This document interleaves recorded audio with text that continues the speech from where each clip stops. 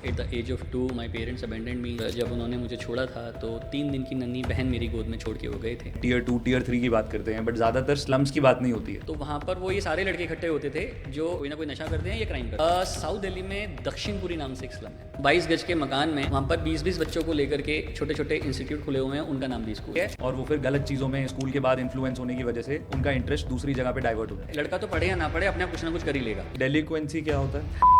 एक माँ ही है जो नहीं चाहती कि मेरे घर में बेटी हो। विमेन विमेन की दुश्मन हो रही है। सेक्स एजुकेशन भी बहुत बड़ा टैबू है हमारी कंट्री में। 96% of the sexual abuse cases are by their relatives. तो डाउरी एक कल्चर बन चुका है। डिले ऑफ मैरिज की वजह से आपने बोला प्रोस्टिट्यूशन होता है। ये जो रैकेट्स होते हैं ये प्लान वे में मंदिर के बाहर खड़े होते हैं और वहां से लड़की को टारगेट करते हैं कि कौन शिवलिंग पे जल चढ़ाना है। हस्बैंड जो है वो कहाँ दारू पी करके पड़ा हुआ है किसी को नहीं पता।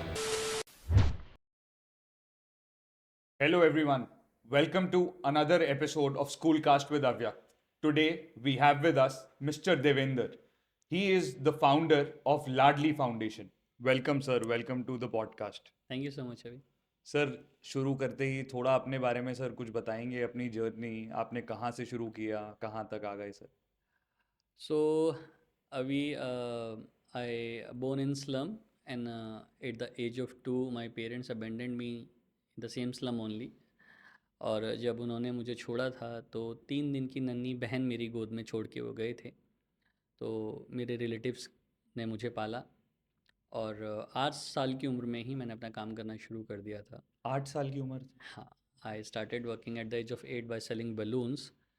तो बचपन में ही बहुत सारी ऐसी चीज़ें रहती थी जहाँ पर, क्योंकि जब स्लम में रहते हैं तो जो डेलिक्वेंट्स होते हैं, ड्रग यूज़र्स होते हैं, वो शरारती होते हैं, तो वो दूसरे बच्चों के साथ स्नैचिंग करते हैं, मारपीट करते हैं। तो वो उस तरीके की बहुत सारी घटनाएं मेरे साथ अक्सर होती रहती थी, क्योंकि मैं जब बैलून सेल करता था तो मुझसे स्नैचिंग करने को लेकर के, या जब आपके पास पेरेंट्स का साया नहीं होता है तो कोई भी आपको लावारिस ही देखता है। तो उस लावारिसपन का एहसास मुझे वही लड़के कराया करते थे जब भी मुझे पीटा करते थे। कौन सी एज की बात है सर ये? ये थ्रू आउट द ईयर 6 साल के ऊपर सारा मेरी ज़िंदगी मुझे मतलब बहुत। बलून सेल करना आपने 6 साल की एज से शुरू नहीं नहीं, बलून सेल मैंने 8 साल की उम्र में शुरू किया? किया। ओके हाँ, ओके। 8 साल की उम्र में शुरू किया। 6 साल का मुझे बहुत अच्छे से याद है कि मैं उस वक्त नगर निगम जो म्यूनसिपल स्कूल्स होते हैं उसमें सेकंड क्लास में था और फर्स्ट क्लास में मैं सेवा भारती में पढ़ता था। ओके तो बेसिकली मुझे सेवा भारती ने शेल्टर दिया और फिर बाद में पढ़ाई के रूप में, और बाद में जब ये लड़के पिटाई किया करते थे तो मुझे दिल्ली पुलिस ने शेल्टर दिया। ओके तो दिल्ली पुलिस के वॉलंटियरिंग इनिशिएटिव्स जो होते थे उसको हम कम्युनिटी पोलिसिंग कहते हैं। ओके तो कम्युनिटी पोलिसिंग इनिशिएटिव से जुड़ कर के मैंने अपने आप को बचाया था। ओके सो दैट पुलिस का शेल्टर जब मुझे मिला कि मैं पुलिस के साथ वॉलंटियरिंग करने लग गया, उनके इनिशिएटिव्स में जाना शुरू हो गया, तो वो जो ये जो मारने पीटने वाले लड़के होते थे ये थोड़ा सा रहते थे कि भाई ये तो पुलिस के पास जाता है। और वो लड़के भी वहाँ पर आते थे क्योंकि इवनिंग आवर्स में पुलिस जो है कबड्डी खिलाया करती थी ऐसे लड़कों को इंगेज करने के लिए। डिफरेंट डिफरेंट एक्टिविटीज़ किया करती थी पुलिस। तो वहाँ पर वो ये सारे लड़के इकट्ठे होते थे जो डार्क आवर्स में या तो ड्रग यूज़ करते हैं, कोई ना कोई नशा करते हैं या क्राइम करते हैं। तो ऐसे लड़कों को बिज़ी रखने के लिए, उनकी एनर्जी को चैनलाइज करने के लिए पुलिस उनको अपने पास स्पोर्ट्स में इन्वॉल्व करके रखती थी। ओके तो उन स्पोर्ट्स एक्टिविटीज़ में मैं जाके वॉलंटियर किया करता था। Okay so this is how कि मेरे साथ जो इंसिडेंट्स हुआ करते थे वो ड्रास्टिकली रिड्यूस हो गए और वो जो वॉलंटियरिंग थी वो मेरा पैशन बन गई। So lovely. दैट वॉलंटियरिंग मुझे यहाँ तक लेकर के आ गई। और आज जो भी हूँ मैं शायद मैं उन लड़कों को भी क्रेडिट देता हूँ कि उन्होंने अगर मेरी पिटाई नहीं की होती तो मैं वॉलंटियरिंग की तरफ नहीं जाता, और वॉलंटियरिंग की तरफ नहीं जाता तो ये पैशन क्रिएट नहीं होता, और पैशन क्रिएट नहीं होता तो मैं अपने पर्पस को अचीव नहीं कर पाता। बिल्कुल तो ठीक है आज अगर मैं अपना पर्पस आइडेंटिफाई कर पाया या अपने पर्पस के लिए काम कर पा रहा हूँ तो ये शायद उसी वॉलंटियरिंग का ही नतीजा है। सर। जो आप मीनिंगफुल इम्पैक्ट क्रिएट कर रहे हैं सोसाइटी में उसकी बात तो हम करेंगे सर, पहले आपकी जर्नी की थोड़ी बात करते हैं। सर क्या आप अपने स्लम का बता सकते हैं, कौन सा स्लम की बात कर रहे हैं? साउथ दिल्ली में दक्षिणपुरी नाम से एक स्लम है। ओके आज भी अभी वहाँ पर रात को कैब वाला जाने से मना कर देगा, ऑटो वाला आज जाने भी? से आज भी। तो वो एक ऐसा स्लम है जहाँ पर क्राइम रिड्यूस नहीं हुआ है, एनहांस ही हुआ है। ओके तो that is the slum Dakshinpuri Madangir. ये वो एरिया है जहाँ पर आज भी कोई जाना इवनिंग आवर्स में पसंद नहीं करता है, बाहर का कोई व्यक्ति। वहाँ उस स्लम की लैंग्वेज भी अलग है। Okay. Most of the pickpocketers आप पूरी दिल्ली में कहीं पाएंगे तो वो सब वहीं कर हैं। डेलिक्वेंसी सबसे ज़्यादा वहाँ पर है, क्राइम वहाँ पर बहुत ज़्यादा है। तो तो that sir is it. Slums में जैसे हमने बात करी, हम एजुकेशन की बात करते हैं इंडिया में, हम सिटीज़ की बात करते हैं, टीयर 2 टीयर 3 की बात करते हैं, बट ज़्यादातर स्लम्स की बात नहीं होती है। तो सर क्या आप बता सकते हैं स्लम्स में एजुकेशन कैसी टाइप की होती है? क्या बच्चे स्कूल जाते हैं या वो पहले ही छोड़ देते हैं, या कैसा होता है सर? अभी बहुत डिफरेंट मॉड्यूल्स हैं वहाँ पर। हम लोगों के लिए जो एक मिडिल सेगमेंट ऑफ सोसाइटी है या अपर क्लास ऑफ सोसाइटी है, उसके लिए स्कूल का मतलब स्कूल होता है। बिल्कुल। स्लम में स्कूल का मतलब स्कूल नहीं होता। वहाँ घर में भी अगर कोई स्कूल चल रहा है, सो कॉल्ड स्कूल, 22 गज के मकान में, वहाँ पर 20-20 बच्चों को लेकर के छोटे छोटे इंस्टीट्यूट खुले हुए हैं, उनका नाम भी स्कूल है। तो हालांकि म्यूनसिपल स्कूल्स होते हैं, फिर उसके बाद दिल्ली गवर्नमेंट की स्कूल्स भी होते हैं, वहाँ पर एजुकेशन मिलती है। बट सबसे बड़ी चीज़ वहाँ पर क्या है कि डाइवर्जन बहुत ज़्यादा है। एक बच्चा जो स्कूल जाता है, स्कूल से पहले का टाइम और स्कूल के बाद का टाइम उसकी इंगेजमेंट के लिए बहुत ज़्यादा मैटर करता है। वो उसको इतनी डाइवर्स एक्टिविटीज़ में लेकर के चला जाता है कि उसका स्कूल जाने का मन नहीं करता। बिल्कुल। तो स्कूल ड्रॉप आउट बहुत ज़्यादा है, मतलब बहुत ही ज़्यादा है। अगर आप ये कहेंगे कि जी किसी बच्चे का पहली क्लास में एडमिशन हुआ तो वो थर्ड या फोर्थ तक भी पहुंचेगा, ये बहुत मुश्किल बात होती है। तो इसीलिए आपने देखा होगा कि नगर निगम के स्कूलों में वो उसे पढ़ना आता है या नहीं आता है, उसे 5वीं तक बिल्कुल पास कर दिया जाता है और बिल्कुल। उसका सारा बर्डन आता है फिर 6th ऑनवर्ड वाले स्कूलों पे। तो बिल्कुल। जब बच्चा 6th में आता है तो उसको अपना नाम भी लिखना नहीं आता, बिल्कुल। और बिल्कुल। कहने को वो 5th पास है, करेक्ट। बट उसे अपना नाम भी लिखना नहीं आता। करेक्ट। उसका कारण यही है कि जो प्राइमरी एजुकेशन है उसका हमारे देश में बहुत ज़्यादा बुरा हाल है। तो हम अगर ये कहें कि स्लम के बच्चों की जो नींव है, शिक्षा की नींव की जब आप बात करते हैं, because this is school caste, या तो मैं स्कूल्स पर बात करना चाहूँगा, तो हम एक कमज़ोर नींव पर बड़ी बिल्डिंग की अपेक्षा रख रहे हैं। सर सिर्फ स्कूल की बात नहीं है, उनकी ओवरऑल एजुकेशन कैसी होती है, मतलब थोड़ा उसमें डीप डाइव करते हैं कि जो स्लम में बच्चे होते हैं, एक तो स्कूल जाते हैं, जब हम सिटीज़ में स्कूल जाते हैं उसके आगे पीछे और भी एजुकेशन घर में मिलती है, बाहर मिलती है, तुम बहुत कुछ उससे स्कूल से ज़्यादा या इक्वल आप बाहर भी सीखते हैं। तो वहाँ पर कैसा होता है सर? स्लम में स्कूल के कई मॉड्यूल्स होते हैं, आफ्टर स्कूल ट्यूशन्स भी होती हैं। तो अगर हम ये सोचें कि कोई बच्चा जो है विदाउट ट्यूशन, खासकर जो डिफ़िकल्ट सब्जेक्ट्स होते हैं उसमें पास हो जाएगा, तो ये बहुत दिक्कत वाली बात होती है। बिल्कुल। कंपार्टमेंट्स आती हैं, पास बिल्कुल। नहीं हो पाते हैं। मैं खुद भी कंपार्टमेंट में फ़ेल हुआ हूँ। उसका सबसे बड़ा कारण ये है कि स्कूल से अच्छी शिक्षा नहीं मिलना, और उसके बाद उस शिक्षा को कवर अप करने के लिए ट्यूशन के लिए उसके पास पैसे नहीं होना। बिल्कुल। क्योंकि एक आमदनी क्या है, वहाँ कौन लोग रह रहे हैं, वहाँ पर चाय बेचने वाला रह रहा है, वहाँ पर ये रिक्शा पुलर्स रह रहे हैं, वहाँ पर रेडी वाले रह रहे हैं, या मजदूर लोग रह रहे हैं। बिल्कुल। वो अपने बच्चे के लिए 500 रुपये महीना पर सब्जेक्ट भी कहाँ से निकालेंगे? करेक्ट। तो वो जो गैप है, और वो जो फेलियर्स होते हैं कि बच्चा 8वीं क्लास में एक बार फेल हो गया, 7वीं क्लास में फेल हो गया, तो वो बच्चे के माइंड पर इतना बड़ा इम्पैक्ट क्रिएट होता है कि वो पढ़ाई छोड़ देता है। तो एजुकेशन की कंसिस्टेंसी की जब हम बात करते हैं, तो स्लम के बच्चों में कंसिस्टेंसी ना होने का कारण यही है कि स्कूल एजुकेशन कंप्लीट करने के बाद जो उसको तैयारी करनी होती है वो उसको नहीं मिल पाती है, और उस गैप की वजह से उसके फेलियर्स क्रिएट होते हैं, और वो फेलियर उसको आउट ऑफ द स्कूल लेके चले जाते हैं। तो मतलब ड्रॉप आउट्स बहुत ज़्यादा होते हैं, और वो फिर गलत चीज़ों में स्कूल के बाद इन्फ्लुएंस होने की वजह से उनका इंटरेस्ट दूसरी जगह पे डाइवर्ट हो जाता डाइवर्ट होता भी है और किया भी जाता है, है। बिल्कुल। क्योंकि ऑर्गेनाइज्ड क्राइम किसे कहते हैं। तो वहाँ क्या है कि जब जुवेनाइल डेलिक्वेंसी की आप बात करते हैं, तो जो 16 साल से कम का जो बच्चा होता है उसको प्लान्ड वे में क्राइम में इंगेज किया जाता है। सर डेलिक्वेंसी क्या होता है? शरारती जो क्राइम में इन्वॉल्व जो यंग बच्चे होते हैं ओके। उनको हम डेलिक्वेंट्स कहते हैं। ओके। हाँ, जुवेनाइल एक टेक्निकल टर्म बिल्कुल। है ना? तो बिल्कुल। कोई क्राइम में इन्वॉल्व होकर के रजिस्टर हो गया तो वो जुवेनाइल की तरफ से, तो हम डेलिक्वेंट्स वर्ड इसलिए यूज़ करते हैं कि वो घोषित नहीं है, ओके। वो एक हम मान रहे हैं उसको कि यह है। तो वो जो डेलिक्वेंट्स होते हैं, वो जो जुवेनाइल डेलिक्वेंसी जिससे कहते हैं, वो बहुत ऑर्गेनाइज्ड है वहाँ पर।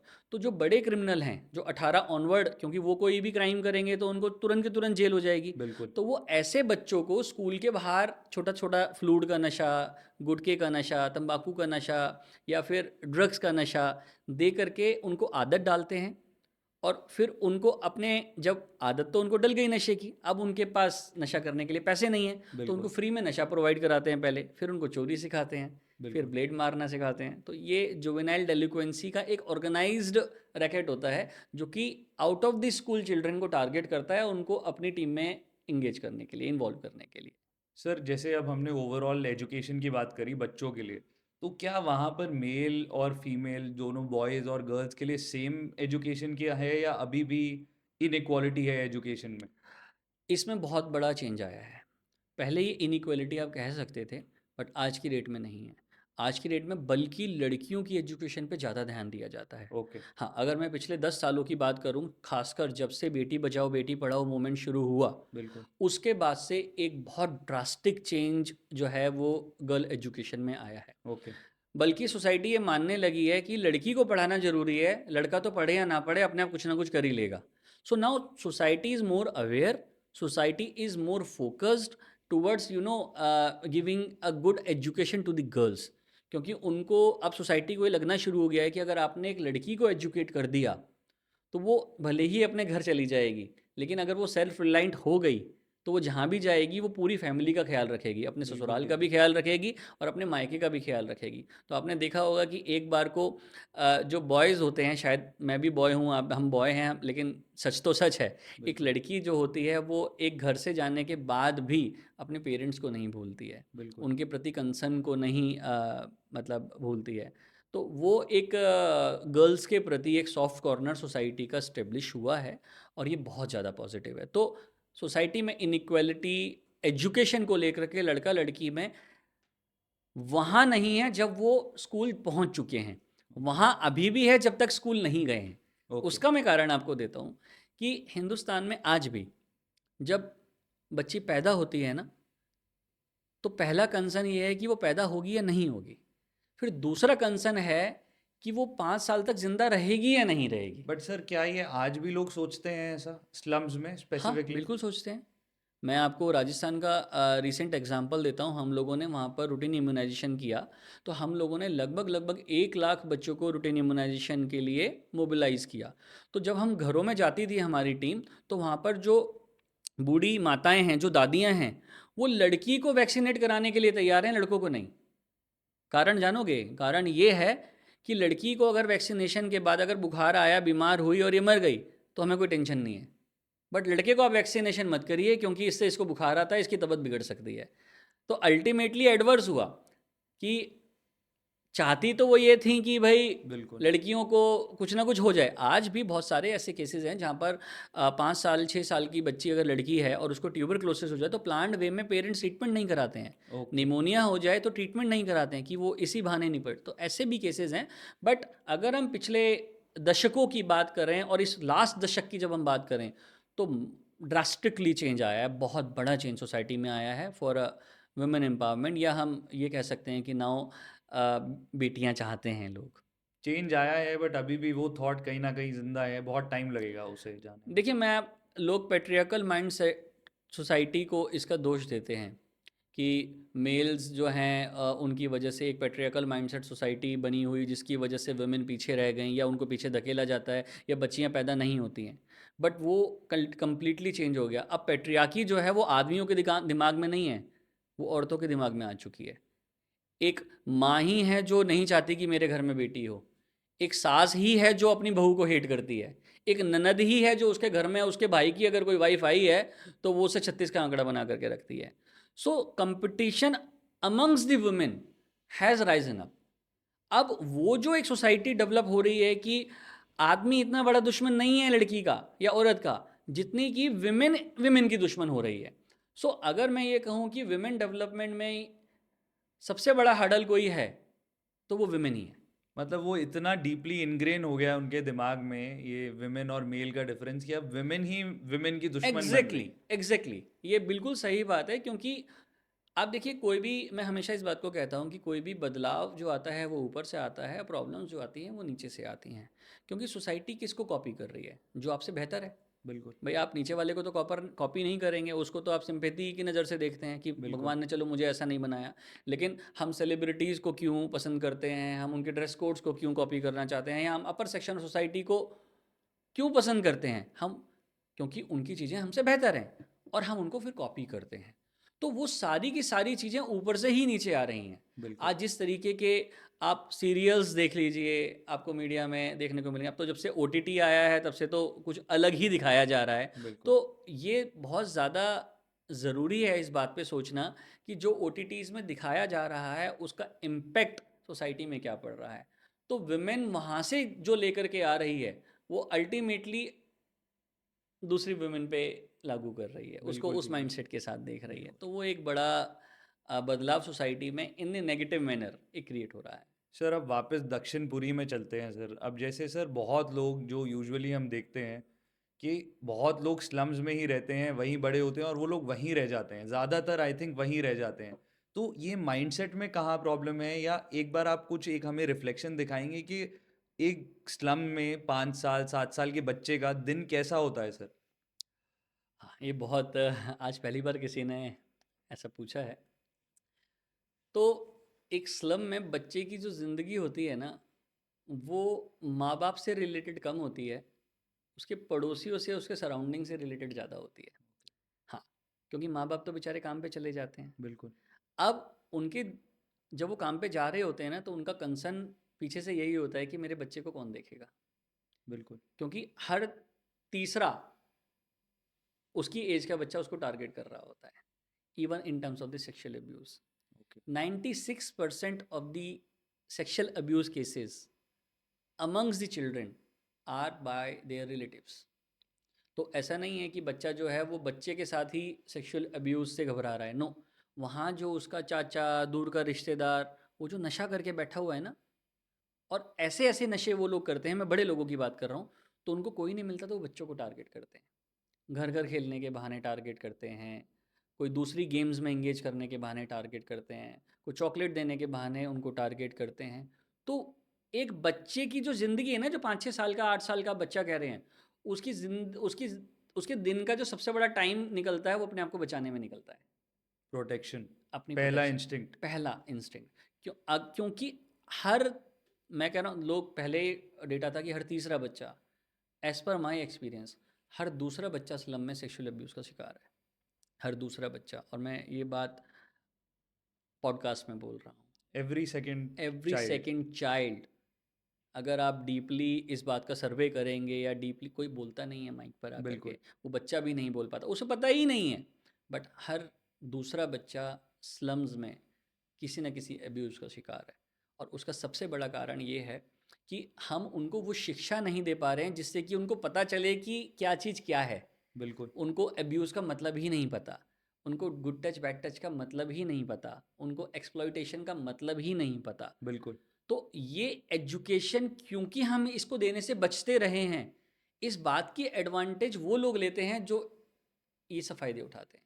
बिल्कुल। सो एक बच्चे का जो दिन है, यदि उसके पेरेंट्स जितनी देर उसके साथ हैं, तो वो तो पेरेंट्स की निगरानी में जाएगा या फिर स्कूल में जाएगा। लेकिन आफ्टर स्कूल और बिफोर स्कूल जो आवर्स हैं, वो बहुत कॉम्प्लिकेटेड हैं उसके लिए।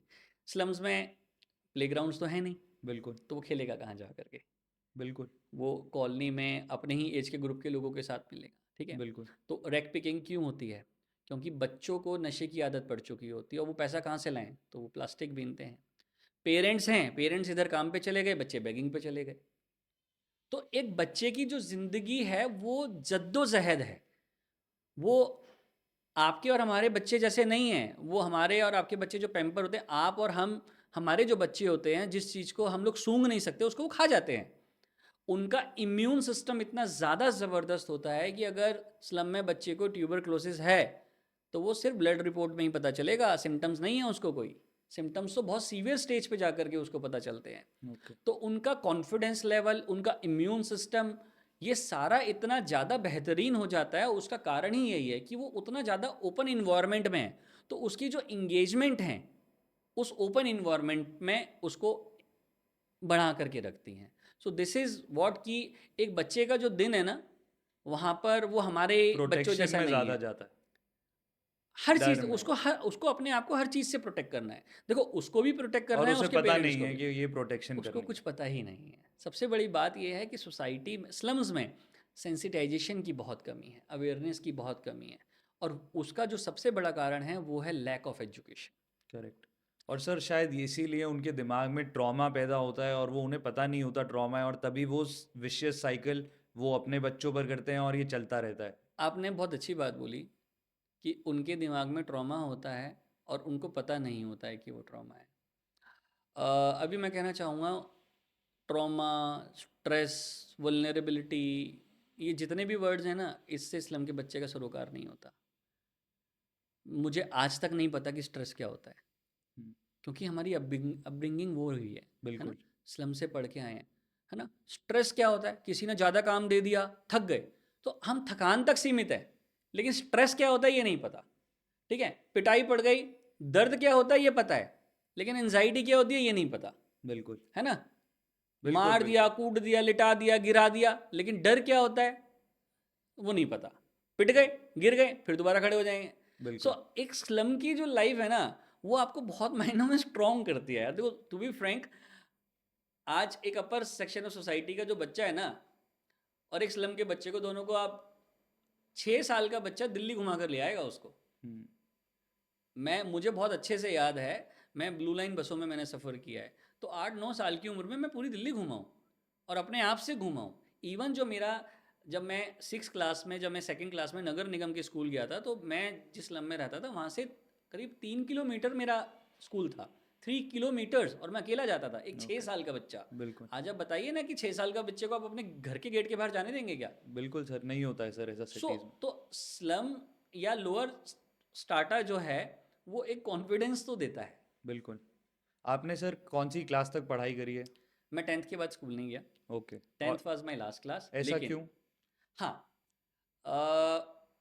जब मैं 11th में आया तो मुझे साइंस मिल गई, ओके। मुझे स्कूल चेंज करना पड़ा और साइंस मिल गई। और जब मैं साइंस के फर्स्ट सेमेस्टर जो होता है, क्योंकि 3 एग्ज़ाम होते थे, तो जो फर्स्ट वाला एग्ज़ाम होता था सितंबर में जो आता था, तो मैंने देखा कि एग्ज़ाम तो बहुत हार्ड है। अब उसको पढ़ने के लिए रेफरेंस बुक चाहिए, जिसको हम कुंजी और गाइड कहते हैं। हम्म। उस वक्त हम कुंजी गाइड कहते थे, आज थोड़ा अंग्रेजी आ गई है नहीं मेरे को, नहीं, तो बिल्कुल ये कहते उसे हम हैं। रेफरेंस बुक बिल्कुल। कहते हैं। तो वो रेफरेंस बुक कुंजी गाइड खरीदने के लिए मेरे पास 300 रुपये नहीं थे। तो अब मुझे था कि मैं नहीं इसको क्रैक कर पाऊंगा, और ट्यूशन भी नहीं थी, क्योंकि मैं 8th में ऑलरेडी एक बार फेल हो चुका था। ओके। तो 8th में क्योंकि मैथ्स की ट्यूशन पढ़ने के लिए मेरे पास पैसे नहीं थे, तो मेरी मैथ्स में कंपार्टमेंट आई, और अल्टीमेटली कंपार्टमेंट में भी मैं फ़ेल हो गया, तो मेरे को 1 साल पीछे जाना पड़ा। बट कैसे ना कैसे करके मैंने 10th पास करी, लेकिन 10th के बाद जब 11th मिली, तो बिल्कुल ही हालत ऐसी थी कि भाई किस तरीके से आप बिना कुंजी गाइड के करोगे। तो better to leave the study, उसको छोड़ करके मैंने फिर काम करना शुरू कर दिया, क्योंकि मेरे घर में मुझे, I was the only bread earner also, तो ओके। मुझे कमाना भी था। तो मैं स्कूल भी जब पढ़ता था तो मैं सुबह शाम काम करता था, फिर ओके। दोपहर में मेरा स्कूल होता था। ओके। तो एज ए ब्रेड अर्नर मुझे लगा कि I should focus on my earning now. तो मैं, और दूसरा वॉल्टियरिंग का भी पैशन था, क्योंकि अपने आप को प्रोटेक्शन भी देनी थी। एक शेल्टर बिल्कुल। जिसके अंडर में रह रहा था, शेल्टर इन द सेंस कोई घर शेल्टर नहीं, एक प्रोटेक्शन का शेल्टर जो दिल्ली पुलिस ने मुझे दिया था, तो वो मेरा पैशन बन चुका था कि डेली मुझे थाने जाना ही जाना है, पुलिस वालों के साथ मिलकर के कम्युनिटी पुलिसिंग में पार्टिसिपेट लेना ही लेना है। ये मेरा डेली रूटीन था, डेली इवनिंग आवर्स का मेरा रूटीन था, और बहुत लंबे सालों साल तक वो चला। तो उन सब चीज़ों को देखते हुए मैंने पढ़ाई को क्विट किया। बट 1-2 साल बाद मैंने फिर ओपन स्कूलिंग में एडमिशन लेकर के ओके। अपनी एजुकेशन को कंटिन्यू किया, ओके। और फिर मैंने 12th भी पास किया, फिर मैंने ग्रेजुएशन भी किया, फिर मैंने एमबीए भी किया, फिर मैंने लॉ भी किया, और अभी मेरी मास्टर्स लॉ भी चल रही है। Now you have impacted more than 3 million students, if I'm not wrong. 3 million people in total. या तो सर जो स्लम के पेरेंट्स होते हैं, आपकी जर्नी तो बहुत ही ब्यूटीफुल है सर, लेकिन जो स्लम के पेरेंट्स होते हैं मेजरली वो क्या काम करते हैं सर, उनके प्रोफेशन क्या होते हैं? जो विमेंस होती हैं मोस्टली घरों में झाड़ू पोछे का काम करती हैं, हाँ दूसरों के जी। घरों में, कोई कहीं सिक्योरिटी गार्ड है लेडी, मोस्टली ये लाइफ होती है। और जो मेल काउंटर पार्ट्स होते हैं, वो कोई रिक्शा चला रहा है, कोई रेडी चला रहा है, या वो भी कहीं किसी का ड्राइवर है। लोअर्स अनऑर्गेनाइज लेबर ज़्यादा होती है, तो यही सब काम होते हैं। तो इवन जो बच्चों के ऊपर भी इन्फ्लुएंस होता है, वो यही होता है कि भाई मेरी माँ तो जो है वो कपड़े धोने जाती है, या बर्तन धोने जाती है, खाना बनाने जाती है किसी के घर में। बिल्कुल। तो वो माइंडसेट उसका ऐसा हो जाता है कि वो बच्चा भी जो है ना, उसके बियॉन्ड देख नहीं पाता, क्योंकि उसने दूसरे लोगों को सिर्फ साहब की नज़र में देखा है। बिल्कुल। तो वो उनसे इतना ज़्यादा डरते हैं इतना ज़्यादा इन्फ्लुएंस होते हैं कि वो अपने आप को सोच नहीं पाते कि कभी हम इनके जैसे भी हो सकते हैं, क्योंकि इनके जैसे होने के लिए इनके जैसे रिसोर्सेज चाहिए। तो करेक्ट। वो तो अनएक्सपेक्टेड है ना उनके लिए। तो वो मेरे साथ थोड़ा सा डिफरेंट रहा, क्योंकि मेरे पेरेंट्स नहीं थे, तो I was not controlled, the first thing. दूसरा, I was not influenced by the middle section of the upper section of the society. Okay. क्योंकि भाई, आपके माँ बाप कहीं काम कर रहे हैं, तो उनके जो मालिक हैं वो आपकी लाइफ को इन्फ्लुएंस करते हैं। बिल्कुल। तो मेरे माँ बाप थे ही नहीं। तो वो किसे, तो मैं किसी भी अपर सेक्शन ऑफ सोसाइटी के व्यक्ति से इन्फ्लुएंस था ही नहीं कि मैं उनसे दबूंगा, या मेरे को उनके जैसे बनने के लिए उनके जैसे रिसोर्सेज चाहिए। तो मेरी लाइफ एकदम एक इंडिपेंडेंट लाइफ रही है। बट तो सर कहीं तो होगा आपके कोई दोस्त हैं स्कूल में हैं जो बता रहे हैं, कहीं तो आपका भी ऐसा होगा कि ये लोग अलग हैं, इनके जैसा हम नहीं बन सकते हैं। नहीं यार, वो सोसाइटी देखी नहीं थी मैंने कभी। ओके। हाँ, अपर सेक्शन ऑफ सोसाइटी क्या होती है ये देखने का मौका ही नहीं मिला। तो जो भी बस आपने बस से काम जब किया जाते वहीं थे, किया। हाँ, कि भाई जो बड़ी गाड़ी में बैठा है वो बड़ा आदमी है, जो मॉल के अंदर जा रहा है। मुझे आज भी बहुत अच्छे से याद है, 544 रूट की बस जाती थी, और हम मेरे स्कूल के सामने से निकलती थी और हम बस में जाते थे। तो अंसल प्लाजा मॉल पड़ा करता था, और उसमें शॉपर स्टॉप। तो बस इतना ही था कि यहाँ पर जो अंदर लोग जाते हैं वो अलग होते हैं। तो हमारी तो कभी हिम्मत भी नहीं थी कि हम मॉल के अंदर चले जाएं, बिल्कुल। है ना। तो कभी सोचा भी नहीं था। तो मैं आज बहुत ब्लेस्ड फील करता हूँ कि मेरा उस अमीरी से पाला ही नहीं पड़ा, ना डायरेक्ट पाला पड़ा ना इनडायरेक्ट पाला पड़ा। तो वो पाला ना पड़ना जो है उन लोगों से, उसने मुझे एक नई राह दी। बिल्कुल, तो वो आपको बैरियर ओवरकम ही नहीं करना पड़ा क्योंकि बैरियर आया ही नहीं। वो मेरे टारगेट बना ही नहीं ना कभी। बिल्कुल। मेरे टारगेट्स कुछ और डिसाइड कर दिए नेचर ने। तो बिल्कुल। मेरे टारगेट कभी अमीर बनना था ही नहीं, क्योंकि बिल्कुल। मैंने अमीरी को दूर से भी नहीं देखा। बिल्कुल। तो आप जिसको देखते हो उसकी तरफ आकर्षित होते हो। डेफिनेटली। तो मेरा आकर्षण का केंद्र कभी भी अमीरी या अमीर लोग या अपर सेक्शन ऑफ सोसाइटी रहा ही नहीं शुरू से। बिल्कुल। तो सर अब आपने लाडली फाउंडेशन करी है, सबसे पहले तो सर लाडली फाउंडेशन करती क्या है सर? लाडली फाउंडेशन आज इंडिया के अलावा अफ्रीका और अमेरिका, दो कॉन्टिनेंट्स में भी काम कर रही है। ओके। वहाँ पर भी रजिस्टर्ड है, और दोनों जगह उसको पब्लिक चैरिटी का स्टेटस मिल चुका है। लाडली यूनाइटेड नेशन में स्पेशल कंसल्टेटिव स्टेटस ग्रांटेड है। ओके। लाडली को भारत सरकार ने 2 नेशनल अवार्ड दिए। ओह वाह। लाडली अब तक 3 मिलियन से ज़्यादा लोगों की ज़िंदगी पर डायरेक्टली इम्पैक्ट कर चुकी है। ओके। तो लाडली एक ग्रास रूट लेवल ऑर्गेनाइजेशन है। लाडली कोई रिसर्च ऑर्गेनाइजेशन नहीं है, लाडली कोई फिलान्थ्रोपिक ऑर्गेनाइजेशन नहीं है, लाडली कोई चैरिटी ऑर्गेनाइजेशन नहीं है। Ladli is purely a volunteered based organization, okay.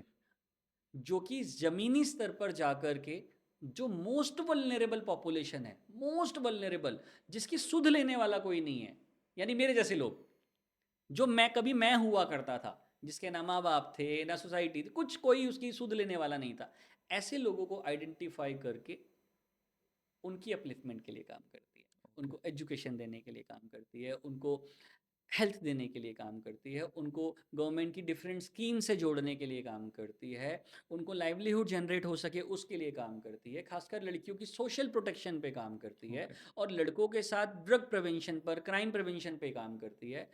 These are the domains of Ladli, और ओके। इन्हीं डोमेन्स के इर्द गिर्द हम लोग अब तक पैन इंडिया लेवल पर ओवर 3 मिलियन बेनिफिशियरीज को डायरेक्टली इम्पैक्ट कर चुके लवली हैं। Sir, beautiful. बहुत आप लोग बहुत इम्पैक्ट क्रिएट कर रहे हैं। बट सर क्या आपकी लाइफ में कोई पिवटल मोमेंट था, आपने लाडली फाउंडेशन क्यों शुरू किया sir? Yes, Ladli is not an organisation, Ladli is an a journey, Ladli is an story. Okay. तो जब मैंने जैसे बताया कि मेरी जो सिस्टर जिसको मेरी गोद में छोड़ के गए थे वो 3 दिन की थी, तो जब वो बड़ी हुई तो 6 के बाद उसने भी स्कूल छोड़ दिया, ओके। क्योंकि उस टाइम पर लड़कियों का पढ़ना बहुत बड़ी बात थी। ये सर हम कौन से ईयर की बात कर रहे हैं? ये बात होगी लगभग लगभग 94 96 की बात होगी, क्योंकि मतलब आज से शी 30 इयर्स पहले। She is 88 born, I am 86 born. Okay. तो जब वो 10 एक साल की हुई लगभग 98 वगैरह में, तो वो 5वीं 6ठी क्लास में थी। हम्म। उसके बाद से ही फिर वो स्कूल नहीं जा पाई। ओके। हाँ, स्कूल में एडमिशन भी हुआ, हालांकि डिसीजन मेकर मेरे रिलेटिव्स थे, बट मैं इतना एम्पावर्ड नहीं था कि मैं, क्योंकि मैं 2 साल ही बड़ा था उससे, तो मैं भी बिल्कुल। क्या डिसीजन ले सकता था बिल्कुल। कि जी मैं उसको पढ़ाऊँगा, बिल्कुल। उसको ग्रेजुएशन कराऊँगा। जब मैं खुद ही पढ़ाई कर रहा था तो इतना ही सोच सकता था कि वो भी पढ़ जाए, बिल्कुल। और बड़े कंसर्न थे। तो उसको कुछ रिलेटिव थे जो उसकी बचपन में शादी कर देना चाहते थे, ओके। कम उम्र में।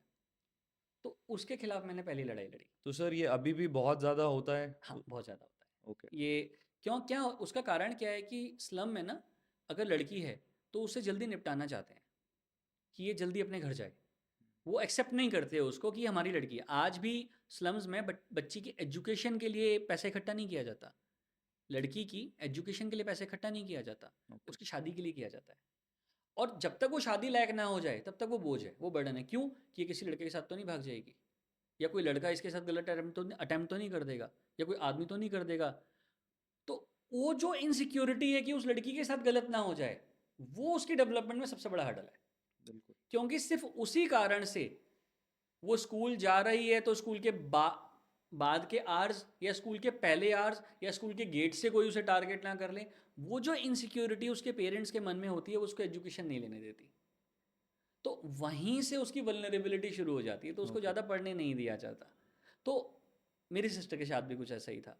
तो वो जो चाइल्ड मैरिज से पहले उससे स्ट्रगल किया, फिर उसके बाद जब वो 18 की हो गई, जब वो बालिग हो गई, तो अब वो पढ़ी ज़्यादा नहीं पढ़ पाई थी। तो अपने को ये था कि भाई कुछ भी करके इसकी शादी करो।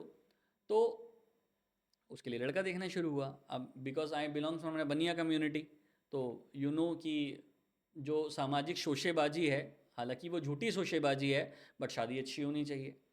हाँ, हमें मोटरसाइकिल भी चाहिए, कार भी चाहिए, ये भी चाहिए। तो वो एक कल्चर बन चुका तो है। सर डाउरी का कल्चर तो स्लम्स में डाउरी, भी बहुत स्ट्रांग हाँ, है? तो डाउरी एक कल्चर बन चुका है, तो उस कल्चर का विक्टिम मैं भी रहा। तो बहुत सारी डाउरी डिमांडिंग फैमिलीज़ के साथ स्ट्रगल करना पड़ा। फिर फाइनली एक अच्छा परिवार मिला, अच्छा लड़का मिला। तो जब उसको मैंने शादी कर दी, एक अच्छे घर में उसकी शादी हो गई, तो जब पीछे मुड़ के देखा, मैं फ्री तो हो गया कि भाई मेरी सिस्टर की शादी हो गई। लेकिन जब पीछे मुड़ के देखा तो मेरे जो फेलोज थे, उनके सबके घर में वही प्रॉब्लम है। हम्म। तो अब उनकी बहनों के लिए स्ट्रगल करना है, क्योंकि अल्टीमेटली मेरी सोसाइटी वही थी। बिल्कुल। तो then I founded Ladli to help those girl जो डिले ऑफ मैरिज की वजह से वल्नरेबिलिटी का शिकार हो रही हैं। इवन जो डिले ऑफ मैरिज की वजह से ट्रैफिकिंग का शिकार हो रही हैं, डिले ऑफ मैरिज की वजह से फोर्स प्रोस्टिट्यूशन का शिकार हो रही हैं, डिले ऑफ मैरिज की वजह से ना जाने कितने क्राइम्स का शिकार हो रही हैं।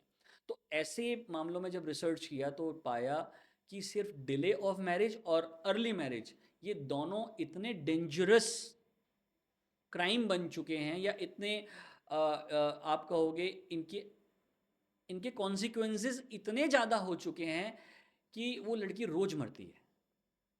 तो देन मैंने फिर लोगों को इकट्ठा किया, किसी से कुछ मांगा, सामान मांगा। हमने लाडली में एक सिद्धांत बनाया कि हम पैसे नहीं मांगेंगे। ओके। तो हमने जब लाडली को खड़ा किया, और आज लाडली जो भी हुई, तो हमने लोगों से पैसा नहीं मांगा, ओके। हमने उनका टाइम मांगा, उनके इन काइंड कॉन्ट्रीब्यूशन हमने मांगा कि हम 50 बच्चियों की शादी का खर्चा उठा रहे हैं, तो आप जो जो कंट्रीब्यूट करना चाहते हो इन काइंड कर दो, पैसे नहीं चाहिए। तो किसी ने खाने की जिम्मेदारी ले ली, किसी ने टेंट की जिम्मेदारी ले ली। तो शादी क्योंकि एक रिचुअल है, तो अगर आपने उस रिचुअल को भी फॉलो नहीं किया तो वो लड़की शादी के बाद अपने ससुराल में सफ़र करने वाली है।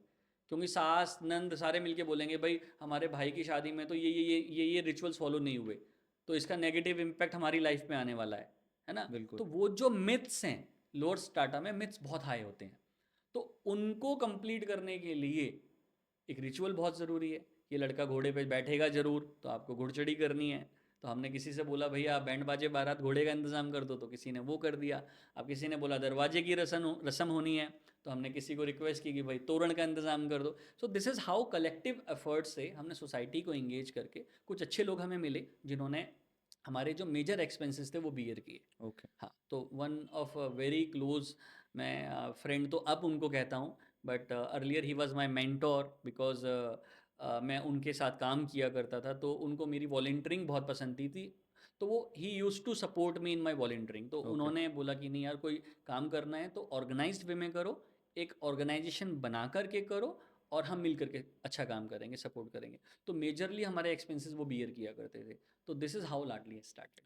तो सर डिले ऑफ मैरिज की वजह से आपने बोला प्रोस्टिट्यूशन होता है, तो क्या ये बहुत ज़्यादा प्रेवलेंट है उस स्ट्रैटा में? ये प्रेवलेंट से ज़्यादा प्लान्ड है। ओके। अ, मैं अगर इसको बड़ा सीरियस नोट पे कहूँ तो सोमवार का व्रत, हर कोई जानता है कि सोमवार का व्रत कोई लड़की रख रही है तो वो एक अच्छे लड़के के लिए रख रही है कि उसकी बिल्कुल शादी हो जाए जल्दी। बिल्कुल। ये जो रैकेट्स होते हैं, ये प्लान्ड वे में मंदिर के बाहर खड़े होते हैं सोमवार को, और वहाँ से लड़की को टारगेट करते हैं कि कौन शिवलिंग पे जल चढ़ाने आ रही है, और वहाँ से उसका पीछा करके उसके घर तक पहुँचते हैं, और घर पहुँचने के बाद उसकी माँ को इन्फ्लुएंस करते हैं, क्योंकि ऐसे घरों में, स्लम में, mother is the incharge of the decision maker, क्योंकि अच्छा। हस्बैंड जो है वो कहाँ दारू पी करके पड़ा हुआ है किसी को नहीं पता। तो मदर ही है जो कंसर्न है, और वो रोज़ ये चाह रही है कि कैसे भी करके निकले, क्योंकि उसको पूजा पे भेजने वाली भी वो मदर है कि तू शिवलिंग पे जा, 16 सोमवार व्रत रख, जल चढ़ा, तेरे को अच्छा लड़का मिल जाएगा। तो वो मदर के पास पीछे से पहुंचते हैं और उससे बड़ा इन्फ्लुएंस करते हैं प्यार प्यार से कि आंटी आप अपनी लड़की के लिए लड़का देख रहे हो, हमें पता चला, कहीं से पता चला, हम तो ढूंढते हुए आपको आए हैं। तो वो पूछती है भाई कहाँ से है लड़का, क्या है, तो बताते हैं जी पक्की नौकरी है, ESI PF सब मिलता है, बट दिक्कत ये है कि लड़के का घर जो है वो बहुत दूर है और उसकी मदर नहीं है। तो बोलते तो नेगेटिव है लेकिन वो पॉजिटिव होता है, क्यों, सास नहीं है, तो हम्म। इसका मतलब मेरी लड़की राज करेगी। तो इस बिल्कुल। तरीके से प्लान स्टोरी वो बनाते हैं ओके। कि उस मदर को इन्फ्लुएंस करते हैं और उस मदर को ये यकीन दिला देते हैं कि जो आपकी लड़की जो ये व्रत रख रही है ना, उसकी वजह से भगवान शंकर जो है वो खुद चल के आ रहे हैं। और फिर बिना वेरिफिकेशन के, बिना सोशल एक्नॉलेजमेंट के, बिना रिश्तेदारी, तो जो कहते हैं ना कि रिश्तेदारी में शादी क्यों होनी चाहिए, इसका सबसे बड़ा बेनिफिट यही है कि वेरिफिकेशन। वेरिफिकेशन, कि रिश्तेदार आपस में जानते हैं कि भैया लड़का कहाँ से है, कौन है, किसका है, क्रिमिनल तो नहीं है, पहले से शादीशुदा तो नहीं है ना। इसके बहुत फ़ायदे हैं। तो बिल्कुल। अगर ये पॉडकास्ट लोअर सोसाइटी देखे तो ये बहुत ज़्यादा इंपॉर्टेंट है इस बात पे एम्फेसाइज करना कि जब हम जान पहचान में शादी करते हैं तो उसके फ़ायदे बहुत होते हैं। तो वो अनजानपने में शादी हो जाती है, और उसके बाद वो उस लड़की को बढ़िया घर में रखना, जल्दी प्रेग्नेंट कर देना, और घरों में पार्टी करना, दोस्तों से इंट्रोड्यूस कराना, और आफ्टर दी प्रेगनेंसी और ड्यूरिंग दी प्रेगनेंसी भाग जाना लड़के का, फिर पीछे से इन दोस्तों का, रिश्तेदारों का आना, उसको फाइनेंशियल सपोर्ट करना, और उस फाइनेंशियल सपोर्ट के नाम पर फिजिकली उनके साथ इंगेज होना, और फिर एक एक दो दो दो दो करके फिर उसको फोर्स प्रोस्टिट्यूशन में कॉल पे भेजना शुरू कर देना। सो ये पूरी स्ट्रेटजीज होती हैं इनके, बहुत ऑर्गेनाइज्ड वे में ये ग्रुप्स काम पूरा करते हैं। विशियस सर्कल है सर ये। ये बहुत विशियस सर्कल है, ये बहुत ऑर्गेनाइज्ड क्राइम है। इस पर तो काफ़ी रिसर्च हो चुकी है, हमने तो इस पर बहुत काम किया है, हमने कई रैकेट्स भी बस्ट किए हैं, और बड़ी NGOs इस पे काम कर रही हैं, बहुत अच्छा काम कर रही हैं, लेकिन पॉपुलेशन बहुत ज़्यादा है, और किस तरीके से इस पे लगाम लगाई जाए, क्योंकि जहाँ पर रिलीजियस बिलीफ इन इंगेज हो जाते हैं ना, तो वहाँ आप बहुत सेंसिटिविटी से चलते हैं, बिल्कुल। है ना। आप किसी को मना भी नहीं कर सकते हैं कि भाई ये मत करो, वो नहीं तो बोले कि भाई, अब सोसाइटी में उस माँ के पास अगर आप जाओगे ना ये कहने की नहीं नहीं इस लड़के से इसकी शादी मत करो, तो वो माँ ये कहेगी कि ये मेरे दुश्मन है, मेरे को तो भगवान शंकर ने खुद लड़का भेजा है और ये चाहते ही नहीं, ये चाहते ही नहीं कि मेरी लड़की की शादी हो, तो ये तो दुश्मन है। क्योंकि उनके लिए ये हाँ, एस्केप है। Exactly exactly। तो हम फिर ऐसे लोगों को जाके समझाते हैं, लोअर सोसाइटी में हमारा जो सबसे बड़ा काम है कि आप शादी करो, जिससे आपका मन आए उससे शादी करो, कोई रोक टोक नहीं है, उसकी पुलिस वेरिफिकेशन करा लो। अगर वो लड़का कह रहा है मैं इस गांव का हूँ, तो उसके गांव तक जाओ तो सही, बिल्कुल। पता तो करो कि भैया उसकी रिश्तेदारी क्या है क्या नहीं है, वो जो कहानी उसने आपको बताई है वो सच है भी या नहीं है। बिल्कुल। पर इतना भी अगर कोई ये कर लेना तो आप उस लड़की को बचा सकते हो। तो वो एक बहुत बड़ा ऑर्गेनाइज क्राइम है, जो कि लोअर स्टार्टा में लड़कियों की वल्नरेबिलिटी का बहुत बड़ा कंसर्न है वो। बट सर ये बहुत माइंड बॉगलिंग इन्फॉर्मेशन है जो भी टियर 1 टियर 2 में रहते हैं। मैं पहली बार ये बातें सुन रहा हूँ, तो बहुत ही सरप्राइजिंग और बहुत ही नई बातें हैं, और इसका आई थिंक अवेयरनेस होना बहुत ज़रूरी है। बहुत ज़्यादा ज़रूरी है। बहुत ज़रूरी है। तो सर लाडली फाउंडेशन में आप किन किन जगहों में काम करते हैं, एजुकेशन में, और कहाँ कहाँ करते हैं सर? हमारे 6 थेमेटिक एरियाज़ हैं। Number 1 health, number 2 education, number 3 livelihood generation, okay. Number 4 हम लोगों का है सोशल प्रोटेक्शन, फिर हमारा prevention of drug abuse and crime है। ओके। हाँ, और एक हमारा है स्किलिंग। स्किलिंग भी हाँ, करते हैं। हम स्किलिंग पे हम लोगों का बहुत ज़्यादा फोकस अब आ गया है, क्योंकि जब हमने लाडली को शुरू किया था तो हम सबसे पहले सोशल प्रोटेक्शन से शुरू किया। तो सोशल प्रोटेक्शन जब हमने लड़कियों को देनी शुरू की तो हमें लगा कि यार खाली इनका शादी करने से काम नहीं चलेगा, इनको सेल्फ रिलायंट बनाना पड़ेगा। बिल्कुल। हाँ, तो हमने उनकी एजुकेशन पर, उनकी स्किलिंग पे काम करना शुरू किया, तो हमने अपना सशक्त इनिशिएटिव शुरू किया। फिर उसके बाद हमें रियलाइज़ हुआ कि यार खाली स्किल देना ज़रूरी नहीं है, इनका हेल्थ केयर बहुत ज़्यादा इंपॉर्टेंट है, क्योंकि अपने हेल्थ की वजह से ना तो ये स्किल ले पाती हैं, ना ही ना कहीं काम कर पाती हैं। तो हम उनके फिर हमने हेल्थ में जाना शुरू किया। फिर हमें लगा कि यार ये जो लड़कियां हैं, इनको आप तब तक जो है सोशल प्रोटेक्शन नहीं दे सकते, या तब तक आप एम्पावर नहीं कर सकते जब तक आप इनको ऑर्गेनाइज क्राइम से नहीं बचाओगे, तब बिल्कुल। तक आप इनको उन लड़कों से नहीं बचाओगे जो इनको टारगेट कर रहे हैं। तो जेंडर सेंसिटाइजेशन पर हम आए। तो आपको याद होगा हम लोगों ने आज तक का जो सबसे बड़ा जेंडर इक्वालिटी पे मैराथन है वो लाडली ने किया। ओके। उसमें union home minister himself has came to inaugurate that. Okay. और उसमें 25,000 लड़कों को ये शपथ दिलाई गई थी कि हम महिलाओं के साथ क्राइम नहीं करेंगे। ओके। सिर्फ शपथ नहीं दिलाई थी, उनको 3 दिन का जेंडर सेंसिटाइजेशन कोर्स कराया गया था, फिर उनको ला करके दौड़ाया गया था और शपथ दिलाई गई थी, और 1 लाख लाडली रक्षक बनाए गए थे। तो वो बहुत बड़ा इनिशिएटिव हमारा था, जो कि सोशल प्रोटेक्शन से शुरू होकर के जेंडर इक्वालिटी पर अवेयरनेस पर पहुंचा। And that is how Ladli is working. फिर ओके। हमें था कि अगर हमने जो ये ड्रग यूज़र्स हैं, जो खासकर नशा करते हैं, यही लड़कियों के साथ ज़्यादा क्राइम करते हैं, बिल्कुल। है ना? तो बिल्कुल। ऐसे लड़कों को, ऐसे आदमियों को टारगेट करना और उनको अपनी एक्टिविटीज़ में इंगेज करना, उनको जेंडर सेंसिटाइजेशन देना, प्लस उनको क्राइम से दूर करना। सो this is how that Ladli came into the prevention of drug abuse and बिल्कुल क्राइम्स। सर, आप जैसे आई थिंक मैल न्यूट्रिशन और अनीमिया पे भी काफ़ी काम करते हैं। जैसे आपने बोला कि स्लम्स में बच्चे को जो मिल जाता है, जो हम स्मेल भी नहीं कर सकते, वो लोग खाते हैं वहाँ पर। तो जो अभी government schools mid day meals की भी बात कर रहे हैं, तो क्या आपको लग रहा है कि गवर्नमेंट की तरफ से बहुत ज़्यादा इम्पैक्ट हो रहा है, वो चेंजेस ला रहे हैं स्कूल में खाने को लेकर? मैं डेटा पे बात कर सकता हूँ इस टॉपिक पे। ओके। हाँ, क्योंकि वर्ल्ड का सबसे बड़ा रिसर्च मेल न्यूट्रिशन पर अमंग्स द स्लम स्कूल वो लाडली ने किया ओके। है। यस। तो 2022 नवंबर में हम लोगों ने, Delhi is the most, almost a most populated city in the world after Tokyo, या। आप कहेंगे। तो जब इतना पॉपुलेटेड सिटी है, इतना डेंस पॉपुलेशन है, तो ऑब्वियसली यहाँ बच्चे भी उतने ही ज़्यादा हैं। बिल्कुल। तो हमने दिल्ली के 1020 सरकारी स्कूलों में सर्वे कराया, दिल्ली गवर्नमेंट के साथ मिल करके। 8 लाख बच्चों को, 18 लाख बच्चों को हम लोगों ने हाइट वेट मेजर किया, ओके। उसको WHO के एंथ्रोप्लस सॉफ्टवेयर पे भेजा, और उनका डेटा निकलवाया कि इनका BSZ स्कोर क्या है। ओके। तो कौन आठ सा lakh score sir? BSZ score, क्या होता है ये? वो एनीमिया को, मेलन्यूट्रिशन को ओके। मापने का एक इंडिकेटर है ओके। कि ओके। भाई किसकी कितनी हालत है, कौन सीवियर है, कौन मॉडरेट है। बिल्कुल। तो हमारे पास लगभग 8 लाख बच्चे हमने आइडेंटिफाई किए, जिनको 2 जोन में बांटा गया, जिसमें 3,51,000 बच्चे जो थे वो सीवियरली अंडर नरिश थे, रेड जोन में थे। ओके। हाँ, इन बच्चों पर हमने 1 साल तक, उस वक्त वहाँ director education was a very young IAS officer, mister Himanshu Gupta, ये उनका इनिशिएटिव था। ओके। और उन्होंने जिस पैशन के साथ लाडली को इंगेज किया, अदर स्टेक होल्डर्स को इंगेज करके उन्होंने पैशन बना लिया कि मुझे बच्चों की हेल्थ पे अगर मैंने काम नहीं किया, उनकी कॉग्निटिव इंटेलिजेंस को एनहांस करने के लिए काम नहीं किया, तो इनको एजुकेशन कैसे मिलेगी? जो वो याद करते हैं भूल जाते हैं, बिल्कुल। प्रेयर में आते हैं गिर जाते हैं।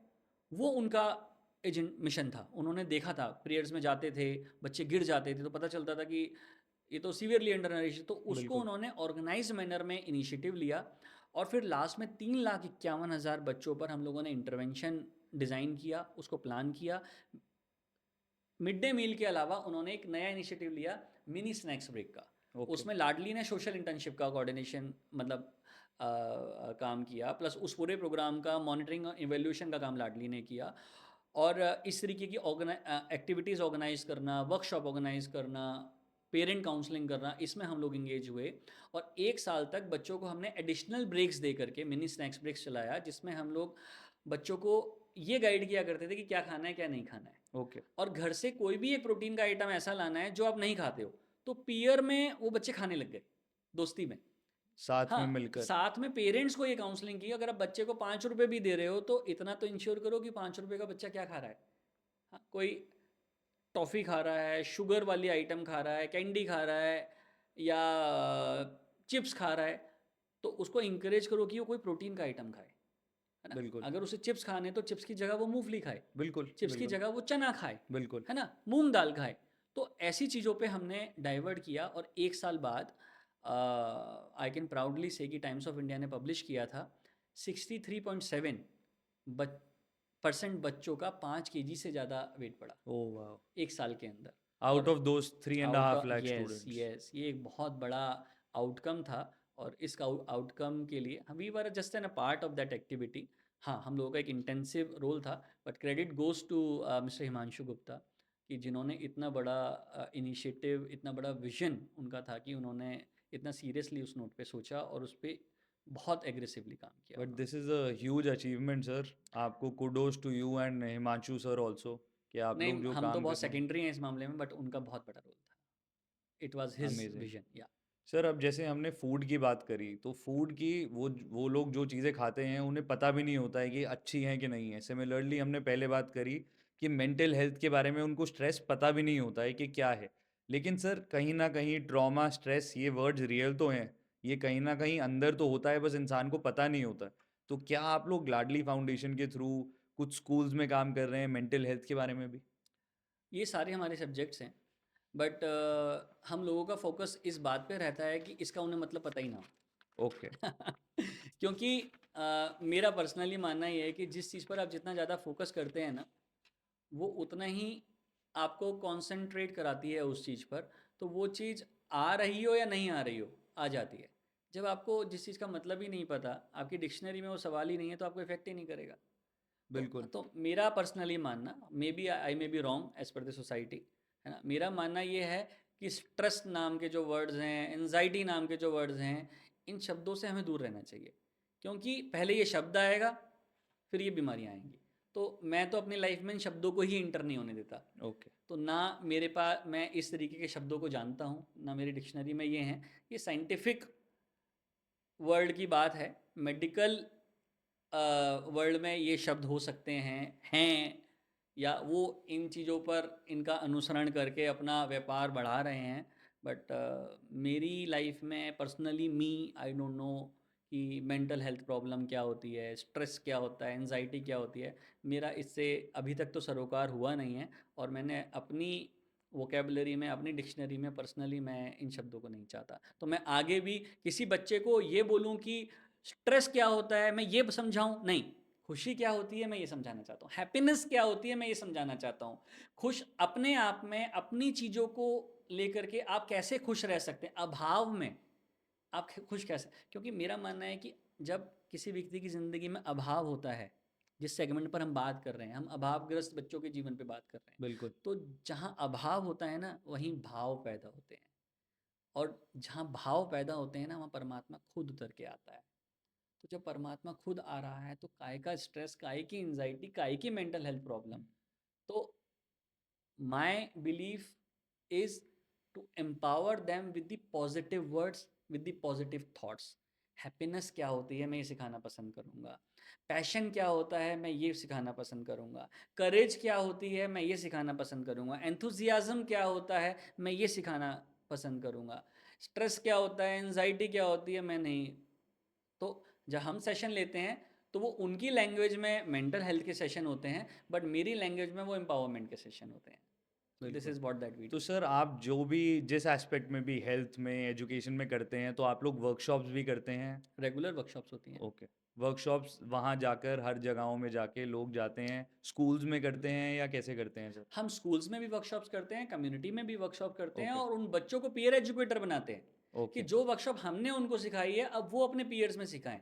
क्योंकि आप इतना हमेशा एक चीज़ को मानिएगा, जो चीज़ एक माँ बाप अपने बच्चे को नहीं सिखा सकते, हम being a society, being a NGO, हम बच्चों को नहीं सिखा सकते, वो दोस्ती में बच्चे एक दूसरे को सिखा देते हैं। बिल्कुल सही बात है सर, ठीक है, बिल्कुल तो ठीक। Peer group influence is the highest. Correct. ठीक है ना, शायद इसीलिए ग्रेटा थनबर्ग को चुना गया था क्लाइमेट पे बात करने के लिए। क्योंकि जब वो बच्चा बोलता था, जब वो लड़की बोलती थी, तो सारे बच्चे सुनते थे। और जब बिल्कुल ठीक बच्चे बात है। सुनते थे, तो पेरेंट्स सुनते थे, ग्रैंड बिल्कुल। पेरेंट्स सुनते थे, तो बिल्कुल। पूरी सोसाइटी सुनने लग गई। बिल्कुल। सो दिस इज़ हाउ कि एक बच्चे को हम पीयर एजुकेटर के रूप में तब्दील करते हैं। एंड आई प्राउडली से कि हमने पिछले 3 सालों में 1,16,000 बच्चों को वॉलेंटियर बनाया, ओह वाह। और सोशल इश्यूज़ पर पीयर एजुकेटर बनाया।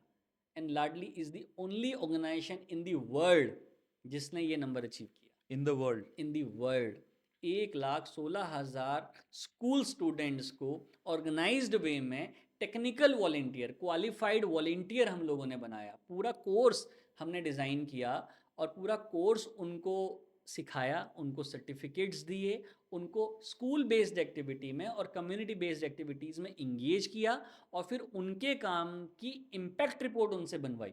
Okay. This is what that Ladli did, and this all is documented. So Amazing. these kind of major initiative Ladli has performed at ground. Very nice sir. Sir अब जैसे हमने schools की बात करी slums में या lower strata वाले regions में, तो क्या वहाँ जो टीचर्स हैं वो वहीं के लोग हैं या वो लोग बाहर से आ रहे हैं जो टीचर्स होते हैं वहाँ के स्कूल्स में? 3 तरीके के टीचर्स होते हैं. जो गवर्नमेंट स्कूल्स हैं वो तो गवर्नमेंट के रिक्रूटेड हैं, बिल्कुल तो वो तो बहुत दूर दूर से भी आते हैं. बिल्कुल. लेकिन जो अनऑर्गेनाइज या अनएफिलेटेड या अनरिकॉग्नाइज्ड स्कूल्स होते हैं, जो घरों में चल रहे हैं स्कूल, वो वहीं के लोकल टीचर और होते हैं. ज़्यादातर वही स्कूल हैं वहाँ पर? ज़्यादातर तो वही स्कूल हैं. मतलब 5-5 6-6 हज़ार रुपये में टीचर काम कर रहे हैं. बिल्कुल. तो जो 5,000 रुपये में 6,000 रुपये में एक टीचर 20 बच्चों को पढ़ा रहा है, आप उसका एक्यूमेन भी जान, उसकी इंटेलिजेंस, उसका एक्यूमेन, उसकी क्वालिफिकेशन भी आइडिया लगा सकते हैं. बिल्कुल. तो जो मात्र 5-6 हज़ार रुपये की नौकरी कर रहा है, even that is the below the minimum wages, below the एक मजदूर की सैलरी, एक जो बेलदार होता है, एक जो मिस्त्री होता है, या जो एक कूड़ा उठाने वाला होता है, उससे भी कम इनकम उन टीचर्स की है. बिल्कुल. तो वो सिर्फ और सिर्फ, ठीक है 7वीं 8वीं 9वीं 10वीं तक पढ़ गए हैं तो ठीक है, 4वीं 4वीं 5वीं 6वीं के बच्चे को हम पढ़ा लेंगे. इवन जो 10वीं तक पढ़े हुए हैं वो 10वीं तक के बच्चे को पढ़ा लेते मतलब हैं. Something is better than nothing वाली बात समथिंग है. Is better than nothing. Sir sex education जो ये वर्ड है अभी भी बहुत बड़ा टैबू है हमारी कंट्री में. बहुत स्टेट्स अभी भी इसको अलाउ नहीं करती हैं, इसके बारे में हमारी बात नहीं होती है बहुत जगह पर. तो आपका इस पे क्या टेक है और क्या आप लोग लाडली के थ्रू करते हैं सेक्स इसका हमें नाम एजुकेशन? चेंज करना होगा. ओके. अगर हम इस एजुकेशन को देने के लिए इसको सेक्स एजुकेशन के बजाय, है ना, बिल्कुल. लाइफ स्किल नहीं कहेंगे, है ना, एडवांस स्किल्स नहीं कहेंगे, तो आप कभी भी इसको डिलीवर नहीं कर पाएंगे, डिसैमिनेट नहीं कर पाएंगे. तो सबसे पहले, क्योंकि ये शब्द बाहर से आए हैं, बाहर की बहुत सी ऐसी ताकतें हैं जो कभी नहीं चाहती कि हमारा देश डेवलप हो. बिल्कुल ठीक तो बात है. वो, देखिए, मैं हमेशा इस बात को कहता हूँ, किसी भी देश को अगर आपको बर्बाद करना है तो उसकी 3 चीज़ों को हिट करिए: उसकी संस्कृति, उसकी सभ्यता, है ना, और उसका कल्चर. मतलब संस्कृति, सभ्यता और दर्शन, फिलॉसफी. ओके. जब जैसे ही हम ओपनली सेक्स की बात करने लग जाते हैं, अब सेक्स का मतलब मोस्टली लोग जेंडर में लेते हैं, लेकिन बहुत बहुत से लोग उसको फिजिकल रिलेशन में ले लेते हैं. बिल्कुल ठीक सर है. बिल्कुल. तो जो कम पढ़ा लिखा सोसाइटी है, उसे तो मतलब ही नहीं पता ना कि सेक्स का मतलब क्या है भाई वो साहब. वर्ड को अब्यूज बहुत वो करा गया है. वर्ड को अब्यूज. तो बिल्कुल. हमें सबसे पहले अगर इस एजुकेशन को डिलीवर करना है तो इसको हमें एक अच्छा नाम देना होगा, बहुत अच्छा नाम देना होगा. और उस नाम के बाद, क्योंकि नाम बहुत मैटर करता है, बहुत ज़्यादा मैटर करता है, बिल्कुल. ठीक है ना. तो किसी भी सब्जेक्ट का नाम क्या है ना, उस टॉपिक को आप किस तरीके से लेकर के जा रहे हैं, वो बहुत मैटर करती है. अगर आप उस तरीके से इसको अगर डिलीवर करना चाहेंगे, डिसैमिनेट करना चाहेंगे, तो ये हर बच्चे तक पहुंच जाएगा. बिल्कुल ठीक है. सर बच्चों की तो हम बार बार बात कर रहे हैं, लेकिन क्या उनकी फैमिली को या जो बड़े लोग हैं इस लोअर स्ट्राटा में, क्या उनके लिए एजुकेशन, उनकी वर्कशॉप ज़्यादा ज़रूरी नहीं है बच्चों से? होती है. अभी जब हम लोगों ने वैक्सीनेशन ड्राइव राजस्थान में चलाया, तो हमने दादा दादी की दुआएं, क्योंकि हमने ये कहा कि जब तक आप ग्रैंड पेरेंट्स को टारगेट नहीं करेंगे बिल्कुल. तो वो अपने पोता पोती को वैक्सीनेट करने ही नहीं देंगे, क्योंकि घर में बिल्कुल. उनकी चलती बिल्कुल. है ना. हमने परिवार महोत्सव मनाया, जहाँ पर हम हस्बैंड को, वाइफ को, दोनों को बिठा के समझाते हैं कि भैया ये आपका बच्चा है. हम बिल्कुल. कपल थेरेपी उनकी करते हैं, है ना. ओके. तो इस तरीके के इनिशिएटिव्स हमने लिए. तो ओके. ये जो वर्कशॉप्स होती हैं वो स्पेशली डिज़ाइंड वर्कशॉप होती हैं, जो कि पर्टिकुलर टारगेट पॉपुलेशन को ध्यान में रखते हुए डिज़ाइन की जाती हैं. कि भाई बुजुर्ग हैं, मतलब जैसे मैंने बताया दादा दादी की दुआएं, तो हम दादा दादी को ये समझाते हैं, सारे बूढ़े लोगों को इकट्ठा कर लिया कि आपकी दुआएं इन टर्म्स ऑफ ब्लेसिंग्स, ये जो बच्चे को और माँ को वैक्सीन हो रही है ना, ये भी दुआएं हैं. उस माँ को, जो MCH जैसे मदर एंड चाइल्ड हेल्थ कहते हैं, तो उस माँ को डिलीवरी से पहले प्रॉपर आयरन मिले, अच्छा फूड मिले, ताकि वो बच्चे को डिलीवर कर पाए. उसके अंदर इतना खून तो होना चाहिए ना. तो उसके लिए दादा दादी की दुआएं बहुत ज़रूरी हैं, बिल्कुल. है ना. बिल्कुल. तो इस तरीके से हम सेगमेंट्स बनाते हैं और ये सारी वर्कशॉप फोकस्ड वर्कशॉप्स होती हैं हमारी. तो वंस जब आप हमारे लाडली के पेज पे जाएंगे और हमारी आउटरीच को देखेंगे और हमारे आउटरीच एक्टिविटीज़ में डिफरेंट इंटरवेंशंस को देखेंगे, तो आपको कई बार तो हंसी आएगी कि यार ये आपने क्या क्या लिखा हुआ है ना. हाँ, रात्रि चौपाल, ओके. है ना, दादा दादी की दुआएं, परिवार महोत्सव, हम ऐसे ऐसे नामों के साथ रूरल एरियाज़ में, स्लम्स में जाते हैं जो उनकी लैंग्वेज ओके। है ना। बड़े बड़े इन्फ्लुएंसर लीडर्स, बड़े बड़े रिलीजियस लीडर्स, बड़े बड़े स्पिरिचुअल लीडर्स को हम साथ में इंगेज करते हैं, बिल्कुल। क्योंकि किसी बात को मैं बोल रहा हूँ और किसी बात को वो बोल रहे हैं। तो एक छोटा सा इनिशिएटिव बताऊंगा कि हमने जो इस देश के सबसे बड़े आचार्य हैं, कुंभ में जो सबसे बड़े आचार्य रहे हैं, हमेशा के कुंभ के सबसे बड़े आचार्य वही हैं, पूज्य स्वामी अवधेशानंद गिरी जी। वो कोई बात बोलते हैं तो करोड़ों लोग उनकी बातों को मानते हैं। तो बिल्कुल। हमने उनसे निवेदन किया, उन्होंने लाडली को अपना ब्लेसिंग्स दी, और लाडली के इनिशिएटिव्स के साथ जुड़ के उन्होंने बोला कि घरों में जो कन्या पूजन होता है हर नवरात्रों में, उसकी रिचुअल को चेंज किया जाए। लड़कियों को सिर्फ खाना खिला करके 5 रुपए देने के बजाय उनको हेल्थ और एजुकेशन का सामान दिया जाए, और सस्टेनेबिलिटी को मेंटेन करने के लिए रिपीटेडली उन्हीं बच्चियों को वापस से कन्या पूजन में 9 साल तक बुलाया जाए जिनको एक बार बुलाया गया। ओके। तो उसका इतना बड़ा इन्फ्लुएंस हुआ कि लाखों बच्चियों का कंसर्न जो है प्रिविलेज सेक्शन सोसाइटी ने लिया। बिल्कुल। तो इतने बड़े बड़े आयोजन लाडली करती रही है, और अच्छे लोगों का लाडली को साथ मिलता रहा है, और एक बड़ा रेवोल्यूशन पूज्य स्वामी अवधेशानंद गिरी जी की वजह से सोसाइटी में आया, जहाँ लाखों प्रिविलेज सेक्शन ऑफ सोसाइटी के लोगों ने अंडर प्रिविलेज जो बच्चियां हैं, स्लम में जो बच्चियां हैं, अपने ड्राइवर की बच्ची हो गई, अपने मेड की बच्ची हो गई, ऐसी बच्चियों की का सोशल अडॉप्शन किया। मतलब बच्ची रहेगी अपने पेरेंट्स के घर में, लेकिन उसकी पढ़ाई का जिम्मा मैं उठाऊंगा, बिल्कुल। है ना, उसकी हेल्थ का जिम्मा मैं उठाऊंगा, उसकी सोशल प्रोटेक्शन का जिम्मा मैं उठाऊंगा। अब एक बच्ची को अगर आपने, अपने मेड और सर्वेंट की बच्ची को अगर आपने एजुकेशन की जिम्मेदारी ले ली, तो आपका एक इमोशनल अटैचमेंट तो हो ही गया ना। बिल्कुल तो सर। जब आप उससे अटैच हो गए, तो जो ऐसे एंटी सोशल एलिमेंट हैं वो भी उस पर अटैक नहीं करते कि नहीं, अरे इनका साहब जो है या इनकी जो मैडम है वो इस बच्ची को ठीक प्यार बात है। करते हैं, बिल्कुल है ठीक ना। बात है सर। तो आपकी इतनी अटैचमेंट हो जाती है कि फिर आप उसकी शादी तक की जिम्मेदारी ले लेते हैं, उसकी हायर एजुकेशन तक की जिम्मेदारी ले लेते हैं। तो वो परिवार जो, जिसने आज तक उसकी एजुकेशन के बारे में नहीं सोचा, सिर्फ उसकी शादी के बारे में सोचा, जब उसको ये पता चलता है कि मेरे जो साहब लोग हैं वो उसकी शादी की जिम्मेदारी लेने को तैयार हैं, तो उसके जो रियल पेरेंट होते हैं वो उसकी एजुकेशन के प्रति फोकस्ड हो बिल्कुल। जाते हैं। बिल्कुल। तो उनका एक टिक मार्क हो जाता है तो वो अगली जगह एग्जैक्टली, ध्यान यस, देंगे। तो ये इतना बड़ा रेवोल्यूशन पूज्य स्वामी अवधेशानंद जी की वजह से आया। सर जो आप लोग कर रहे हैं वो कमेंडेबल है। आई डोंट नो क्या सर बहुत सारी ऑर्गेनाइजेशंस हैं इंडिया में जो ये सारी चीज़ें कर रही हैं? बहुत सारी ऑर्गेनाइजेशन बहुत सारा अच्छा काम कर रही हैं। हम लोग अकेले नहीं हैं, बिल्कुल। We are just an a small organisation. ठीक है, हम एक बड़ा रूप ले गए, ईश्वर ने हम लोगों को इतनी ताकत दी, सोसाइटी ने हम लोगों को इतनी ताकत दी कि हम इतना बड़ा इम्पैक्ट नंबर अचीव कर पाए। बट बहुत सी ऑर्गेनाइजेशन है जो हमसे भी अच्छा काम कर रही हैं और बिल्कुल। ज़मीनी स्तर पर काम कर रही हैं। तो ये पूरा जो डेवलपमेंट सेक्टर है, एनजीओज़ को जो गलत नज़र से देखा जाता है वो कुछ गलत, एक जो कहते हैं ना कि एक गंदी मछली पूरे तालाब को गंदा बिल्कुल। कर देती है, बिल्कुल। तो बिल्कुल। बीच में लाडली के नाम से बहुत सारे स्कैम्स हुए हैं। ओके। हाँ, हम लोगों के नाम से झूठे ईमेल्स लोगों को भेज करके कहीं मेंबरशिप प्लान बना दिया गया, कहीं डोनेशन मांगी गई, हाँ, कहीं लड़कियों से शादी के नाम पे पैसे ले लिए। तो ऐसे बहुत सारे स्कैम सोसाइटी में आते रहते हैं, लेकिन पूरे सेक्टर को गलत कह देना ये ठीक बात नहीं है। हम किसी को गलत कहने से पहले एक बार रिसर्च करें, थोड़ा बिल्कुल बहुत ठीक तो है। जाने ना कि एब्सोल्युटली। सोसाइटी क्या है। तो बहुत सारी ऑर्गेनाइजेशन बहुत अच्छा। सर अब इस कॉन्वर्सेशन से ये निकल के आ रहा है, मुझे लग रहा है कि जैसे इंडिया के स्कूल्स के बच्चे हम एक्सचेंज प्रोग्राम करने बाहर जाते हैं, तो हमें स्लम्स वर्सेस लोअर स्ट्राटा और सिटी के स्कूल्स का भी करना चाहिए। हम कर रहे हैं, आप कर रहे हैं सर? बिल्कुल कर रहे हैं। ओके। अभी बीच में आरडी स्कूल आपने सुना होगा, बिल्कुल। तो आरडी स्कूल के 40 बच्चों ने हमारे स्लम के बच्चों के साथ पूरा डे स्पेंड किया। ओके। हाँ, वो अपने स्कूल से उन बच्चों के लिए किताब कॉपी डिज़ाइन करके लेकर के आए थे, और वंडरफुल। पूरा दिन हम लोगों ने उनका स्पेंड करवाया, ताकि दोनों के अंदर कॉन्फिडेंस पैदा हो। और ये नहीं है कि स्लम के बच्चे आरडी स्कूल गए थे, नो, आरडी स्कूल के बच्चे स्लम में आए थे। Beautiful sir. So this is what that we have design. Yeah. और ये हम बहुत सारे स्कूलों के साथ कर रहे हैं, बल्कि हम प्रपोज करते रहते हैं, जो स्कूल राजी हो जाते हैं उनके साथ करते हैं हम लोग ये काम। बिल्कुल। बिल्कुल। Wonderful sir. सर अब काफ़ी आपसे इतनी बातें सीख ली सर। लास्ट दो क्वेश्चन है सर। एक तो सर आपके कुछ थॉट्स आप बताना चाहते हैं जो एक बच्चा स्लम्स में बैठा है और अगर ये सुन रहा है, तो एक तो कुछ उसके लिए एडवाइस, और एक जो बच्चा सिटी में बैठा है टियर 1 टियर 2 में, उसके लिए एडवाइस कि उसको इस तरीके को कैसे देखना चाहिए। Yes. तो जो स्लम में बच्चा बैठा है ना, उसके लिए मैं हमेशा कहता हूँ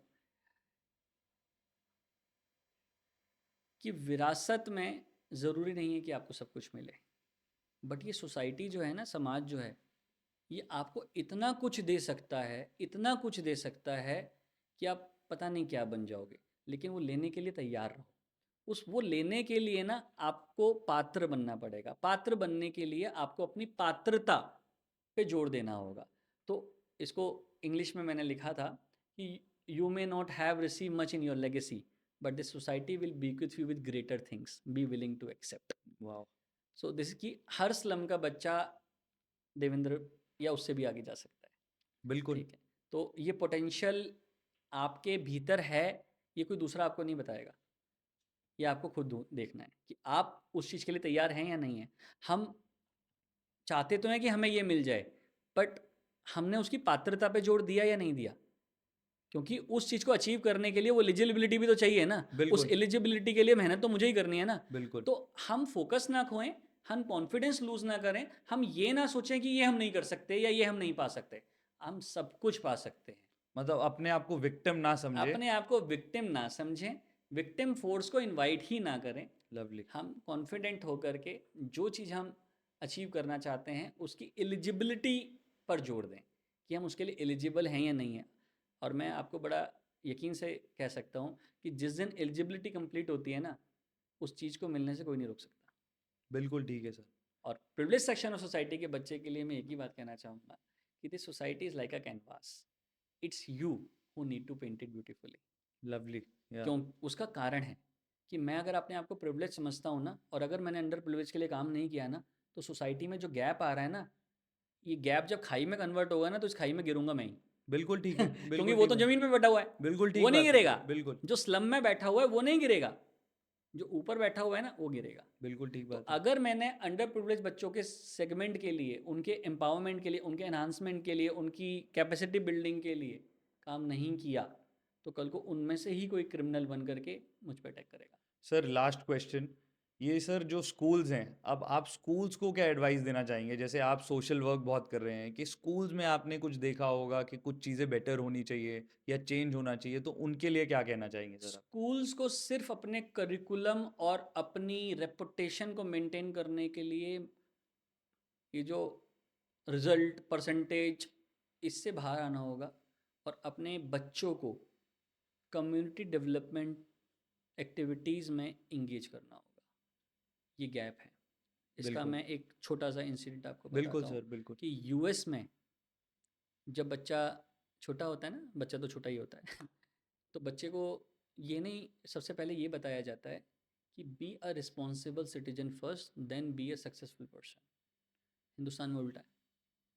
यहाँ करेक्ट। बताते हैं कि पहले सक्सेसफुल बनो, बाद में अपने नैतिक कर्तव्य निभाते रहना। मतलब बिल्कुल माँ बाप भी ये सिखाते हैं, भाई पहले कमा ले, बाद में सोशल वर्क कर लियो। सही बात है। नो, दिस इज रॉन्ग, ये उल्टा है, यही गैप है। अगर आप बच्चे को बचपन से रिस्पॉन्सिबल सिटीजन बनाओगे, उसे ये पता होगा कि मेरी सोसाइटी में क्या क्या इश्यूज हैं, तो आप देखिए ना, आपने उसको कितना एम्पावर कर दिया बचपन में ही। सही बात है। सोशल इम्पैक्ट क्रिएट करने का मतलब ये कोई है कि आप 10वीं के बच्चे को बोल रहे हो कि भाई तू जिंदगी दिन भर स्लम में ही रहे। नो, वो जो स्लम में देख करके आएगा या वो जो कम्युनिटी डेवलपमेंट के लिए काम करेगा, वो उसके बिहेवियर में इनकलकेट हो जाएगा। जब वो सोसाइटी के लिए रिस्पॉन्सिबल है तो अपने प्रति ज़्यादा रिस्पॉन्सिबल हो जाएगा। एब्सोल्युटली, उसके ये माइंडसेट शिफ्ट होना पड़ेगा ये और ये माइंडसेट, स्कूल से ही शुरू होगा। और ये स्कूल से ही शुरू। तो स्कूल्स को अब क्या है, स्कूल फॉर्मेलिटी के लिए बच्चों को बोल देते हैं 15 घंटे की वॉलंटियरिंग करके आओ। अरे भैया 15 घंटे में कुछ नहीं होता, बिल्कुल। ठीक है ना, कुछ भी नहीं होता। मैं कह रहा हूँ डेली का 1 घंटा वॉलंटियरिंग होना चाहिए, और वो सस्टेनेबल होना चाहिए, परमानेंट होना चाहिए। आप जब बाकी चीज़ों के लिए टाइम निकाल रहे हो, आप स्पोर्ट्स के लिए टाइम निकाल रहे हो, आप एक्स्ट्रा करिकुलम एक्टिविटीज़ के लिए टाइम निकाल रहे हो, तो भैया बच्चे को 1 घंटा उसको बोलिए कि वो 1 घंटा वॉलंटियरिंग को सीखे, समझे। टेक्निकल वॉलंटियरिंग क्या होती है हमने 9वीं क्लास के बच्चों को सिखाया है, 11वीं क्लास के बच्चों ने हमें इम्पैक्ट असेसमेंट रिपोर्ट बना करके दी है। बेसलाइन सर्वे क्या होता है, नीड असेसमेंट क्या होता है, वल्नरेबिलिटी मैपिंग क्या होती है, वल्नरेबिलिटी इंडिकेटर्स क्या होते हैं, ये हमने सिखाया उनको। एक बच्चा जब हमारे वल्नरेबिलिटी इंडिकेटर्स को पढ़ता है ना, तो उसको क्वेश्चनर से ये पता चल जाता है कि सोसाइटी में कितनी प्रॉब्लम हो सकती हैं। बिल्कुल। So this is how that we need to have an inclusive society. और एक इंक्लूसिव सोसाइटी हम तब तक नहीं बना सकते हैं जब तक हम सोशली इंक्लाइन नहीं होंगे, जब तक हम सोशली सेंसिटिव नहीं होंगे। बिल्कुल। हम लोग बड़े हो चुके हैं, हम मेच्योर नहीं, हम ओवर मेच्योर हो जाते हैं, और उस एज में हमें बोला जाता है कि अब आप सोशली सेंसिटिव हो जाओ। अरे भैया, सेंसिटिव सेंसिटिविटी बचपन से आनी चाहिए ना। एब्सोल्युटली। जब आटा गीला है, चिकनी मिट्टी गीली है, तो आप उसकी कोई भी शेप दे सकते हो। एक बार पक गया, सूख गया, अब बिल्कुल उसके अंदर आप पानी डाल करके कोई ना बोलेंगे भाई आप सेंसिटिव हो जाओ। बिल्कुल ठीक अब बात हम है। लोग जिस एज में हैं, इस एज के लोग सिर्फ पैसा कमाने में बिजी हैं। लर्निंग से उनको मतलब ही नहीं है, उनको सिर्फ और सिर्फ पैसा कमाना है और फूकना है। पैसा कमाना है, करियर करियर करियर, उनके पास टाइम नहीं है सोशली सेंसिटिव होने का। शायद इसीलिए अब कॉरपोरेट्स में एम्प्लॉय वॉलेंटियरिंग कल्चर आ रहे हैं, जहाँ पर एम्प्लॉयज़ को अच्छा फील कराने के लिए, उनकी प्रोडक्टिविटी बढ़ाने के लिए, या उनको रिस्पॉन्सिबल बनाने के लिए। क्योंकि आप देखिए ना, आज जितने भी बच्चे जो हैं हम लोगों के पास वॉलेंटियरिंग करने आ रहे हैं, उनमें से बहुत बड़ा सेगमेंट वो है जो इंटरनेशनल यूनिवर्सिटीज़ में एडमिशन चाहता है। तो बिल्कुल इंटरनेशनल यूनिवर्सिटीज़ में एडमिशन के लिए मैंडेटरी है कि आपने कम्युनिटी सर्विस बिल्कुल की है या नहीं की है। बिल्कुल क्योंकि वो यूनिवर्सिटीज़ जानती हैं कि जो बच्चा सोशली सेंसिटिव होगा वो हमारे लिए एसेट है। वो हमारी यूनिवर्सिटी में आके, हमारी कंट्री में आ करके बर्बादी नहीं करेगा। करेक्ट। यहाँ से जो चीज़ लेगा उसको सोसाइटी में लागू करेगा।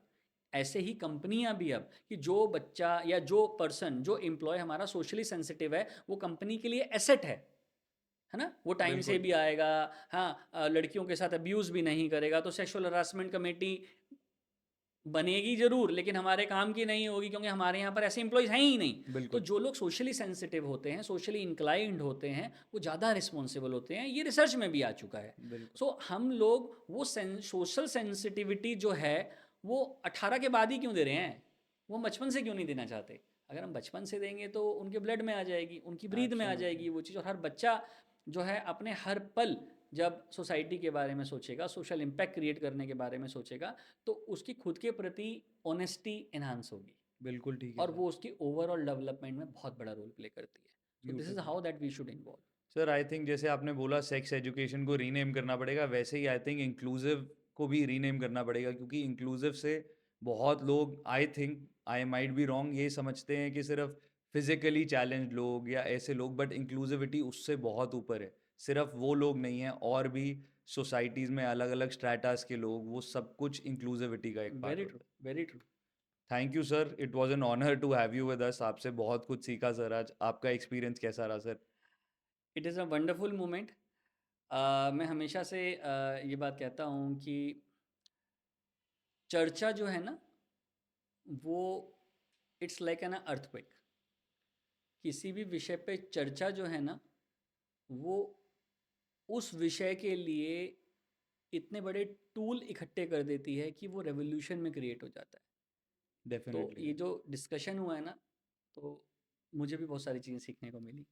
मैं जब एक्स टेम्पो बोला, तो बहुत सारे ऐसे कंसर्न्स हैं, नए आइडियाज़ आते हैं जब आप फ्रीली बात करते हैं, खासकर जब आप पढ़ के नहीं बात करते हैं, है ना। एब्सोल्युटली तो बहुत सारी चीज़ें आपको खुद रियलाइज़ होती हैं, एक सेल्फ रियलाइजेशन होता है कि आपको अभी और कितने इश्यूज़ पर काम करना है। सो बिल्कुल। This was a wonderful discussion, and thank you so much to you for calling me here. और ये एक मज़ेदार पॉडकास्ट रहा, डिफरेंट था। Thank you for being honest and open sir. ज़्यादातर लोग इतने ऑनेस्ट और इतने ओपन कैमरा पर नहीं हो पाते हैं, but thank you so much. Pleasure thank having you. Thank thank you. You so much.